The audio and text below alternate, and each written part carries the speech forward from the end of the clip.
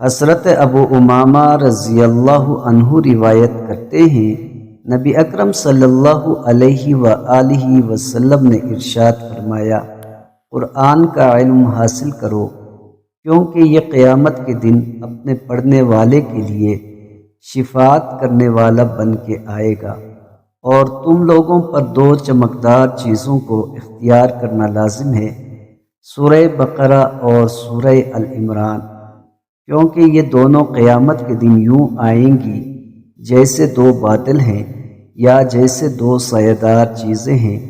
یا جیسے یہ پرندوں کی دو قطاریں ہیں، اور یہ اپنے پڑھنے والوں کے بارے میں بحث کریں گی،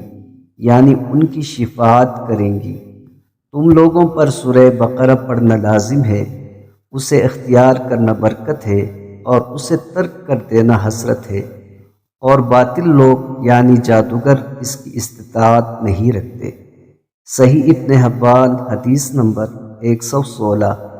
حضرت حذیفہ رضی اللہ عنہ بیان کرتے ہیں، میں نے عرض کی، یا رسول اللہ، ہم اس وقت جس بھلائی پر گامزن ہیں، کیا اس کے بعد کوئی ایسی برائی بھی آئے گی جس سے بچنا چاہیے؟ نبی اکرم صلی اللہ علیہ وآلہ وسلم نے ارشاد فرمایا، اے حذیفہ، تم پر اللہ کی کتاب کو اختیار کرنا لازم ہے، اس کا علم حاصل کرو، اور اس میں تمہارے لیے جو بھلائی ہے اس کی پیروی کرو۔ صحیح ابن حبان حدیث نمبر 117۔